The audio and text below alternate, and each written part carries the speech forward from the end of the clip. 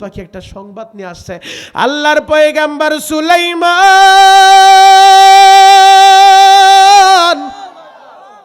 এমন একটা সংবাদ আপনারে দিব, যেই সংবাদ আমি আপনারে দেওয়ার আগে আপনার কাছে এই সংবাদটা কেউ দেয় নাই।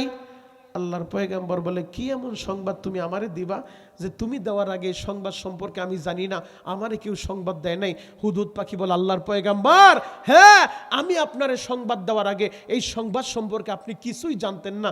বলে, কি এমন সংবাদ? হুদহুদ পাখি বলে, আল্লাহর পয়গম্বর, আমি উঠতে উঠতে চলে গিয়েছিলাম সাবা শহরে।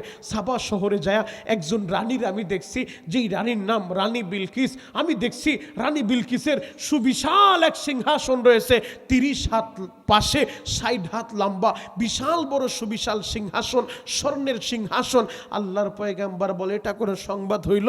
তার সম্পত্তি থাকলে সিংহাসন বানাইতেই পারে, চেয়ারে বসতেই পারে, এটা কোনো সংবাদ হইল? হুদহুদ পাখি বলে, আল্লাহর পয়গম্বর, সিংহাসনে বসতে এটা তো সমস্যা না। তাহলে সমস্যা কোন জায়গায়? বলে, সমস্যা তো ওই জায়গায় আমি দেখলাম ওই সাবা শহরের মানুষগুলা, এরা কেউ আল্লাহর গোলামি করে না, এরা কেউ আল্লাহরে সেজদা দেয় না, এরা সবাই সূর্যরে সেজদা দেয়, সূর্যের পূজা করে। এই কথাটা শুনে আল্লাহর পয়গম্বরের মেজাজ গরম হয়ে গেছে। কি বললি? এরা সূর্যর পূজা করে, সূর্যরে সেজদা দেয়, আল্লাহরে সেজদা দেয় না? বলে, না, আল্লাহরে সেজদা দেয় না, কারণ এই পৃথিবীতে সবচেয়ে মারাত্মকতম জঘন্যতম অপরাধের নাম হলো শিরিক। কথা বলেন ঠিক কিনা? শিরিক যারা করে মুশরিকদেরকে আল্লাহ শবে বরাতেও মাফ করবে না। আল্লাহ পাক রব্বুল আলামিন জানায় দেয়, ইন্নাশ শিরকা লাযুলমুন আযীম। শিরিক সবচেয়ে জঘন্যতম গুনাহ, মারাত্মকতম গুনাহ। এই শিরিকের গুনাহ আল্লাহ মাফ করবে না। শিরিক ছাড়া আর যত অন্যায় আছে, বান্দা আল্লাহর কাছে মাফ চাইলে আল্লাহ যাকে চায় ক্ষমা করে দিবে, কিন্তু মুশরিকদেরকে আল্লাহ মাফ করবে না। খাঁটি দিলে তওবা করতে হবে। মাওলা হে, আমাদেরকে শিরিক মুক্ত ইবাদত যেন আমরা করতে পারি, কবুল করেন। চিৎকার মেরে বলেন আমিন। আরো জোরে বলেন আমিন। পয়গম্বর সুলাইমানের মেজাজ গরম হয়ে গেছে। কি? তারা সাবা শহরের মানুষগুলা সূর্যের পূজা করে, আল্লাহরে সেজদা দেয় না? বলে, না। আল্লাহর পয়গম্বর বলে, হুদহুদ, আমি তোমার কাছে চিঠি দিয়ে দিব, চিঠি নিয়ে যাইবা। যদি তোমার এই ঘটনা সত্য হয় তাহলে পুরস্কার পাইবা, আর যদি সত্য না হয় উপযুক্ত বিচার করব। আল্লাহর পয়গম্বর একটা চিঠি লেখা পাঠায় দিছে, যাও রানী বিলকিসের কাছে যা চিঠিটা দিবা। এবার হুদহুদ পাখি তো চিঠি নিয়ে রওনা হয়ে গেছে। হুদহুদ পাখি রানী বিলকিস, যিনি ক্ষমতার মসনদে বসা, তার রুমে যাইতে হইলে 7টা দরজা টপকায় যাইতে হয়, যে কেউ রুমে ঢুকতে পারে না। কিন্তু হুদহুদ পাখি রানী বিলকিসের রুমে ঢুইকা চিঠিটা যখন ছাইরা দিছে, রানী বিলকিসের বুকের উপর আইসা পড়ছে। আল্লাহু আকবার। আরো জোরে বলেন আল্লাহু আকবার। রানী বিলকিস ঘুম থেকে উঠা দেখে বুকের উপর একটা চিঠি। চিঠিটা দেখা সম্মানিত চিঠি, দৌড়ে সিংহাসনে আসছে, মন্ত্রী পরিষদরে ডাকছে, আমার প্রজারা, আমার নেতারা, শোনো শোনো, আমার একটা পরামর্শ দাও। বলে, কি হয়েছে? বলে, আমার কাছে সম্মানিত একটা পত্র আসছে। কি পত্র আসছে? বলে, হ্যাঁ, সম্মানিত একটা পত্র। কে পাঠাইছে? আল্লাহর কোরআন থেকে দলিল নেন। ওই রানী বিলকিস বলে, ইন্নাহু মিন সুলাইমানা ওয়া ইন্নাহু বিসমিল্লাহির রহমানির রহিম। পত্রের ভিতরে লেখা ছিল সুলাইমানের পক্ষ থেকে, আল্লাহর নামে শুরু, বেশি কিছু লেখে নাই। ও রানী, তুমি তোমার দলবল নিয়ে আত্মসমর্পণ করো, এই কথাটাই লেখা। এবার রানী বিলকিস বলে, আমারে পরামর্শ দাও, আমি কি করতে পারি? তার নেতা যারা আছে, দেখবেন নেতা যে নেতার আশেপাশে যেগুলা করে নাট বল্টু স্ক্রু চামচা যেগুলা, ওরে বাবা রে বাবা, ওদের দাপটে এলাকার মানুষ অস্থির হয়ে যায়। কথা বলেন ঠিক কিনা? আরো জোরে বলেন ঠিক কিনা? পদ নাই, পদবি নাই, ওর কোদনে এলাকার মানুষ বাড়িতে থাকতে পারে না।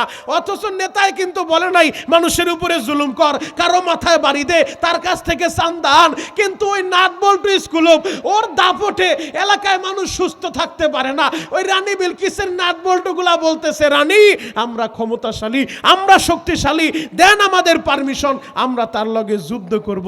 রানী বলে, মাথা গরম কইরো না, সব জায়গায় মাথা গরম করলে কাজ হবে না। বলে, কি করতে চান?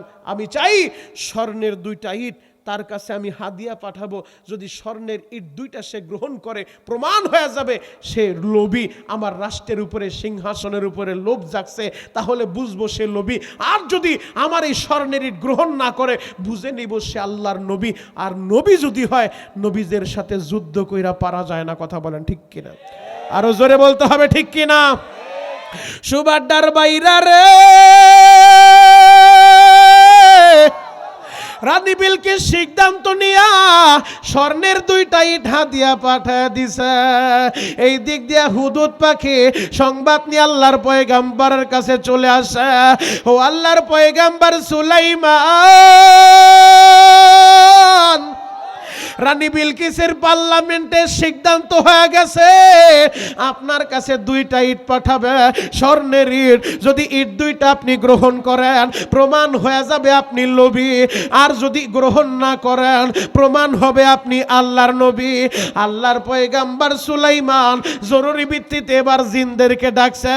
জিনদেরকে ডাইকা বলে, জিনেরা আমারে পরামর্শ দাও, এ পৃথিবীর কোথায় স্বর্ণের খনি আছে বলো। কাঁচা স্বর্ণের খনি যেই জায়গায় আছে ওই জায়গা থেকে স্বর্ণ আইনা 9 কিলোমিটার রাস্তা, 3 ফরসক মানে 9 কিলোমিটার। এই 9 কিলোমিটার রাস্তা পুরাটাই স্বর্ণের ইট দিয়া কার্পেটিং করবা। আরো জোরে বলেন। রানী বিলকিস যে ইট পাঠাইছে ইটের তো একটা ডাইস থাকে, ফর্মা থাকে, দেখবেন ইট খোলা যারা গেছেন এমন একটা ডাইস থাকে, ওই ডাইসের ভিতরে খামিরাগুলা ঢুকায় দেয়, টান একটা মাইরা বাড়ি মারলে ইট হয়ে যায়। তো ওই খামিরা যেই ডাইসের ইট বানাইছে রানী বিলকিস 2টা স্বর্ণের ইট, একই ডাইসের একই কোম্পানির একই ফর্মার ইট দিয়া সুলাইমান নবী জিনদেরকে দিয়া যেই রাস্তা দিয়া 2টা ইট হাদিয়া তার জন্য নিয়ে আইব, ওই রাস্তা 9 কিলোমিটার পুরা রাস্তাটাই স্বর্ণের ইট বিছায় রাখছে। আরো জোরে বলেন। স্বর্ণের ইট রাস্তার ভিতরে বিছায় রাখছে। এবার রাস্তার ভিতরে গরু ছাগল এবং বাইন্দা রাখছে। এখন রাস্তা স্বর্ণের রাস্তার ভিতরে দাঁড়া ছাগলে লেদায়, গরুতে প্রস্রাব করে। ওরা তো আসতেছিল 2টা ইট নিয়ে, রাষ্ট্রীয় মেহমান, গর্বের সহিত স্বর্ণের ইট নিয়ে আমরা যাইতাছি। রাষ্ট্রীয় মেহমান যখন সুলাইমান নবীর এরিয়ার ভিতরে ঢুকছে, একটা আর একটারে গুতা মারে আর বলে, দেখতো আমাদের হাতে যা পায়ের নিচেও তো তা। সুবহানাল্লাহ বলবেন না? বলে বলস কি? বলে হ্যাঁ। একটা উঠায় দেখতো, উঠায় এখন হাতের সাথে মিলায়, যেই কোম্পানির যেই ডাইসের যেই ফরমারিট, একই কোম্পানির একই ডাইসের একই ফরমারিট দিয়া তার দেশের রাস্তা পাকা করা। এই 2টা ইট লই আমরা যাইতাছি। সুলাইমান নবী আবার বইলা দিছে, শোনো মাঝে মধ্য থেকে 2-1টা ইট সরায় রাখবা। এখন ওরাদেরকে তো আর লজ্জা দিতে হয় নাই, ডিজিটাল লজ্জা পায়া গেছে। ওরা বলে দেখ মাঝে মধ্যে 2-1টা ইট আবার নাই, এখন এই 2টা ইট লইয়া যদি বাদশার কাছে দেয় নিঃসন্দেহে আমাদেরকে চোর বইলা বানবো, যে আমার রাস্তার ইট উঠায়া আমারে হাদিয়া দিতে আইছো, মায়ের একটাও মাটিতে পড়বো না। কথা বলেন ঠিক কিনা? আল্লাহু আকবার বলেন তো। এখন আরেকটা বলে, সাতার ইট রাখ তো, ইট মিটের দরকার নাই, এমনিতেই চল। আরেকজনে বলে, শোন আমরা তো রানীর চাকরি করি, যদি কোনোদিন রানীর সাথে আবার সুলাইমান নবীর দেখা হয়ে যায়, তখন যদি রানী বলে আপনার জন্য কিছু পাঠাইছিলাম পাইছেন, তখন যদি বলে না আমি তো পাই নাই, তাইলে আমাদের চাকরি থাকবো না। চাকরি বাঁচাইতে হইব, মান সম্মান যায় যাও, চাকরি বাঁচাইতে হইব, চল ইট 2টা নিয়েই যাব। এবার 2টা ইট নিয়ে চোরের মতো কাঁপতে কাঁপতে আল্লাহর পয়গাম্বরের সামনে যায়, বলে আল্লাহর পয়গাম্বর আমরা এসেছিলাম সাবা শহর থেকে, আপনার জন্য রানী বিলকিস 2টা ইট হাদিয়া পাঠিয়েছেন। আল্লাহর পয়গাম্বর বললেন, তোমরা যা আমার জন্য আনছো এর চাইতে লক্ষ কোটি গুণ বেশি আমার আল্লাহ আমারে দান করছে। আল্লাহু আকবার। তোমাদের এগুলার দরকার নাই, তাড়াতাড়ি বের হয়ে যাও। এবার রাজ সিংহাসন রাজ দরবার থেকে বের হইয়া বলে, সাতার ইট ফালা, তাড়াতাড়ি সাবা শহরে চল। সাবা শহরে যায় রাষ্ট্রীয় মেহমানরা বলে, ও রানী আপনি কোন দেশে আমাদের পাঠাইলেন? ওই দেশে স্বর্ণের কোনো দাম নাই, ওই দেশের রাস্তা স্বর্ণের ইটা দিয়া বাধাই করা। যেই স্বর্ণের রাস্তার ভিতরে দাঁড়াইয়া গরুতে প্রস্রাব করে, ছাগলে লেদায়, ওই দেশের ইটের স্বর্ণের কোনো দাম নাই। তিনি আল্লাহর নবী, তার সাথে যুদ্ধ কইরাও পারা যাবে না। রানী গো আপনি তাড়াতাড়ি চলেন, আমরা দলবল নিয়া সুলাইমান নবীর কাছে যাইয়া আমরা স্যালেন্ডার করি, আমরা আত্মসমর্পণ করি। আর সূর্যের পূজা করার দরকার নাই, একমাত্র আল্লাহর গোলামি করব। আল্লাহু আকবার। রানী বিলকিসও সিদ্ধান্ত নিছে, ঠিক আছে যেহেতু আল্লাহর নবী, নবীদের সাথে যুদ্ধ করলে পারা যাবে না, ঠিক আছে আমি দলবল নিয়ে সবাইরে নিয়ে যাব, সুলাইমান নবীর কাছে যায় স্যালেন্ডার করব, আত্মসমর্পণ করব। আজ থেকে আর সূর্যের পূজা হবে না, জমিন যার আসমান যার, গোলামিও হবে তার। আল্লাহু আকবার। এবার রানী বিলকিস রওনা হয়ে গেছে। হুদুদ পাখি আবার এই সংবাদটা নিয়ে তাড়াতাড়ি পয়গম্বরের কাছে আসছে। আল্লাহর পয়গম্বর সুলাইমান রানী বিলকিস পার্লামেন্টে সিদ্ধান্ত নিয়ে নিছে আর তারা সূর্যের পূজা করব না। বলে কি করব? তারা আপনার কাছে আইসা সিলিন্ডার কইরা মুসলমান হইব, আল্লাহর গোলামি করব। আল্লাহর পয়গম্বর সুলাইমান আবার জরুরি ভিত্তিতে মিটিং ডাকছে। ও জিনেরা, তোমাদের ভিতরে কে আছো রানী বিলকিসের সিংহাসন উঠাইয়া আমার চেয়ারের পাশে বসায়া দিবা? আল্লাহু আকবার। বলে রানী বিলকিস আসতেছে, তারে তো বসতে একটা জায়গা দিতে হইব। তা আমি চাইতাছি সে যেই সিংহাসনে বসে 60 হাত লম্বা 30 হাত পোস্ত, ওই সিংহাসনটা উঠায়া আমার চেয়ারের পাশে বসায় দিবা। আমি তার সিংহাসনে তারে বসতে দিব। আমি এক্সট্রা কোনো সিংহাসন তারে দিব না, এক্সট্রা কোনো চেয়ার দিব না, তার চেয়ারে আমি তারে বসাইব। কে কত দূরত্ব আনতে পারবা বলো? জিনদের যে লিডার ইফরিত, ওই ইফরিত দাঁড়ায় গেছে। ইফরিত দাঁড়ায় বলে, আল্লাহর পয়গম্বর আপনি তো বসা আছেন, এই বসা থেকে আপনি দাঁড়াবেন, দাঁড়াইতে যত দেরি এর আগেই সাবা শহর থেকে 60 হাত লম্বা 30 হাত পাশে রানী বিলকিসের পুরা সিংহাসন উঠায়া আপনার চেয়ারের পাশে আমি বসায়া দিব। আরো জোরে বলেন। আল্লাহর পয়গম্বর বলে, আমি বইসা রইছি, আবার দাঁড়ামো, অনেক সময়ের দরকার, এত সময় দিতে পারবো না, আরো দ্রুত কে পারবা বলো? মাঝখান থেকে একজন আলেম দাঁড়ায় গেছে, তিনি জিন না আলেম দাঁড়ায় বলে, আল্লাহর পয়গম্বর আপনি যদি আমার দিকে তাকায় আছেন, চোখটা বন্ধ করবেন আর খুলবেন, চোখের পলকের আগে, চোখের পলক ফালানোর আগে রানী বিলকিসের পুরা সিংহাসনটা আমানতদারির সাথে তার টিস্যুর বক্সটা যেই জায়গায় একই জায়গায় থাকবে, পানির গ্লাসটা যেই জায়গায় একই জায়গায় থাকবে, তার কলমটা যেই জায়গায় একই জায়গায় থাকবে, কোনো জিনিস এদিক সেদিক হবে না। আমানতদারির সাথে আপনি আমার দিকে তাকায় রইছেন, চোখ বন্ধ করবেন আর খুলবেন, চোখের পলকের আগে সাবা শহর থেকে পুরা সিংহাসন উঠায়া আপনার চেয়ারের পাশে আমি বসায় দিব। আল্লাহু আকবার। ওই আলেম সাহেব দ্বারা চোখের পানি ছেড়ে দিয়া বলে, আল্লাহর পয়গম্বর আমি যেই চোখের পলকের আগে রানী বিলকিসের সিংহাসন উঠায় নিয়ে আসতে পারবো, এই শক্তি আমার না, এই ক্রেডিট আমার না, এই ক্ষমতার মালিক আমার আল্লাহ। আমি আমার আল্লাহরে ডাকতে ডাকতে এমন ভাবে বন্ধু বানাইছি, এখন আমি আমার আল্লাহরে যা কিছু বলি আমার আল্লাহ আমার ওই কথাটাই শুনে। আল্লাহর পয়গম্বর আমি আমার আল্লাহরে ডাইকা আমার বন্ধু বানায় নিছি। মানলাহুল মাওলা ফালাহুল কুল, যে আল্লাহর জন্য হয়ে যায় গোটা জগৎ তার হয়ে যায়। আল্লাহর ওলি যারা, এদের কোনো ভয় নাই, এদের কোনো চিন্তারও কারণ নাই। ও হাবিবনগরের ভাইরা, ও দারুস সালামের ভাইরা, ও সুবাদার ভাইরা রে, এজন্য 1 নাম্বার আল্লাহরে বন্ধু বানায় নাও, আল্লাহর সাথে সম্পর্ক করো। যদি আল্লাহরে বন্ধু বানাইতে পারো গোটা জগৎটাই তোমার হয়ে যাবে। কারণ যারা আল্লাহর ওলি, আল্লাহরে বন্ধু বানাইতে পারে, ওই বান্দা আল্লাহর কাছে এত দামি হয়ে যায়। ওই বান্দা তখন যা বলে আমার ওই বান্দার কথাটাই শুনে। যুবক রে, 2 নম্বরে আমরা বন্ধু বানাইবো, সম্পর্ক করব নবীর সাথে, তাল্লুক মার রাসূল। আল্লাহরে ভালোবাসতে চাইলে আগে নবীরে ভালোবাসো। ফাত্তাবিউনি ইউহিব্বুকুমুল্লাহ, নবীরে ভালোবাসো, নবীর ইত্তেবা করো, নবীর সুন্নাত পালন করো। ও যুবক বন্ধুরা, নবীর সাহাবীরা দেখা গেছে রে ভাই কিভাবে নবীরে ভালোবাসতে হয়, নবীর সাহাবীরা শিখায় গেছে কিভাবে নবীরে ভালোবাসতে হয়। নবীর সাহাবীরা দুনিয়ার ভিতরে প্রমাণ রাইখা গেল। দুনিয়া একদিকে, আমার নবী একদিকে। নবীর বিরুদ্ধে কেউ কথা বললে নবীর কোন সাহাবী মেনে নেয় নাই, নবীর কোন সাহাবী বরদাস্ত করতে পারে নাই। যুবক ভাইরা রে, আল্লাহর নবীর সাহাবী, নবীর সাহাবীরা নবীর জন্য কতটা পাগল ছিল, জ্বলন্ত একটা প্রমাণ আমি আপনাদের সামনে তুলে ধরতে চাই। আল্লাহর নবীরা এতটাই নবীজিরে ভালোবাসে, নবীরে দেখার লাইগা নবীর সাহাবীরা কতটা পাগল ছিল। হযরতে আবু বকর, যেই আবু বকরের কাছে এক নাম্বার প্রিয় আমল ছিল আন-নজরু ইলা ওয়াজহি রাসূলিল্লাহ, আল্লাহর নবীরে দেখা।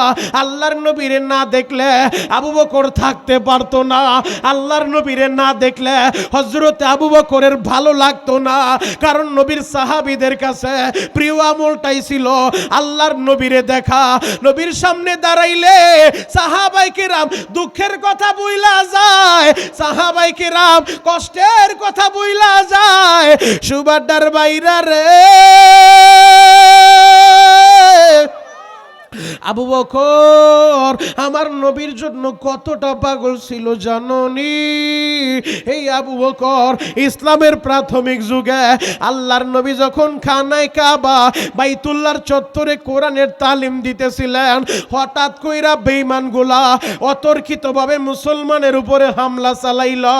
এক একজন এক এক দিকে ছোটাছুটি শুরু হয়ে গেছে। হযরতে আবু বকর তারেও যখন মারতে মারতে রক্তাক্ত করে ফেলছে, আবু বকর বেহুশ হয়ে পইরা গেছে। আবু বকরের বংশের লোকজন দাঁড়ায় বলে, ও মক্কার বেঈমানেরা শুনো, আমাদের ভাতিজা আমাদের ভাই আবু বকরের শরীরে আর একটা আঘাত করলে আমরা তোমাদের ছেড়ে দিব না। আল্লাহু আকবার। আবু বকরের বংশের লোকজন আবু বকরের দইরা বাড়িতে দিয়ে গেছে। আবু বকরের মার কাছে বলে, শোনো, তোমার ছেলের আর মুহাম্মদের কাছে যাইতে দিও না, তোমার ছেলের দেখো না মারতে মারতে রক্তাক্ত করে ফেলছে। শত হইলেও তো মা, মা তো সন্তানের জন্য পাগল। হযরতে আবু বকর হুঁশ ফিরে না, মা দুঃখিনী মাথায় পানি দেয়। দীর্ঘ সময় পর যখন হুঁশ ফিরছে, আবু বকরের মা প্লেটের ভিতরে খাবার মাখায় নিয়ে আসছে। বলে, বাবা রে, সারাটা দিন তুমি কিছু খাও নাই রে বাবা, বাবা তুমি অসুস্থ হয়ে পড়েছিলা, অজ্ঞান হয়ে পড়েছিলা, বাবারে আমি মা প্লেটের ভিতরে খাবার মাখায় নিয়ে আসছি, বাবা তুমি খাবারটা খাও। আবু বকর তখন বলে, মা গো, আগে বলো আমার নবী কেমন আছে। বলে, তোমার নবী কেমন আছে আমি তো জানি না, লোকজন তোমারে দইরা বাড়িতে দিয়ে গেছে। ও বাবা, আগে তুমি খাবারটা খাও। হযরত আবু বকর বলে, মা গো, আমার নবী কেমন আছে নবীরে না দেখার আগে এক লোকমা খাবারও আমি খাবো না। আল্লাহু আকবার। কোনো মা তো এগুলা সইতে পারে না। মা দুঃখিনী বলেন, আবু বকর পাগলামি করিস না বাবা, আগে খাবার খা, নবীর কাছে পরে যাস। আবু বকর কান্দে আর বলে, মা আমার নবী কেমন আছে, কোথায় আছে? আমার নবীরে না দেখা আমি আবু বকর এক লোকমা খাবারও খাবো না, এক ডোক পানিও পান করব না।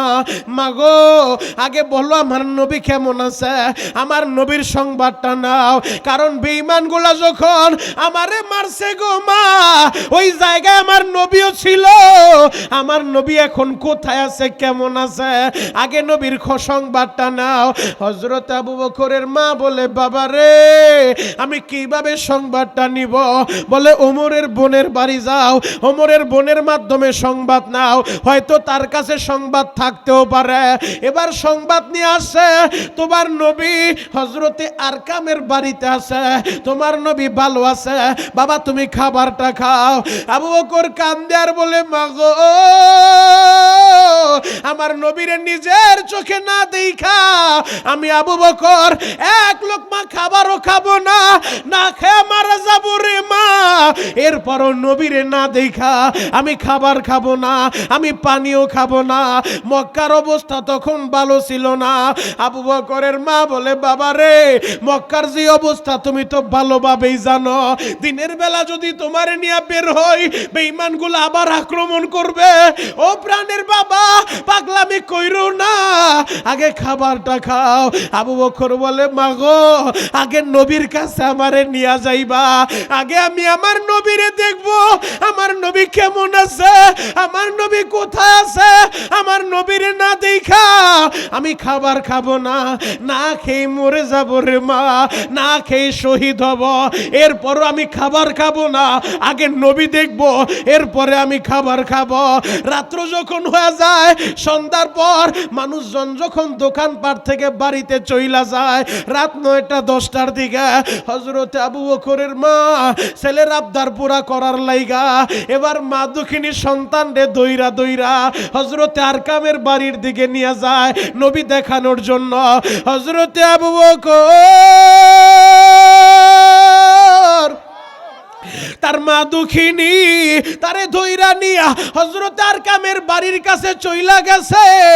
আমার নবী দূর থেকে হযরত আবু বকর রে দেইখা তাড়াতাড়ি বসা থেকে দাঁড়াইয়া একটা দৌড় দিয়া হযরত আবু বকর রে জড়ায় ধরছে। নবী আবার বলে, আবু বকর তোমার কি অবস্থা? আবু বকর বলে, নবী গো আমি ওয়াদা করেছিলাম আপনি কেমন আছেন, আপনারে না দেখা আমি খাবার খাবো না, না খেয়ে মরে যাব, এরপরও খাবার খাবো না, আগে আপনারে দেখবো গো নবী। আমার নবী বললেন, আবু বকর আমি ভালো আছি, পাগলামি কইরো না, আবু বকর খাবার খাও। ও যুবক, নবীর সাহাবীরা নবীরে কতটা ভালোবাসতো। আল্লাহর নবীর আরেকজন সাহাবী আব্দুল্লাহ ইবনে যায়েদ ইবনে আব্দে রাব্বি, মক্কা মদিনার ভূখণ্ডে আব্দুল্লাহ ইবনে যায়েদ ইবনে আব্দে রাব্বি খেজুর গাছের উপরে খেজুর পাড়তেছিলেন। হঠাৎ করে একজন সাহাবী দৌড়ে আসে, আব্দুল্লাহ রে নবী নাই, নবীর ইন্তেকাল হয়ে গেছে, নবীর ওফাত হয়ে গেছে। ও আব্দুল্লাহ ইবনে যায়েদ ইবনে আব্দে রাব্বি, আমার নবী আর দুনিয়ায় বাইচা নাই। এই সংবাদটা খেজুর গাছের উপরে বৈশা শুনছে, সাথে সাথে আহারে পাগলের মতো ওই খেজুর গাছ থেকে নাইমা আব্দুল্লাহ ইবনে যায়েদ ইবনে আব্দে রাব্বি হাত দুইটা আসমানের দিকে উঠাইয়া চোখের পানি জড়ায় কান্দে আর বলে, মালিক রে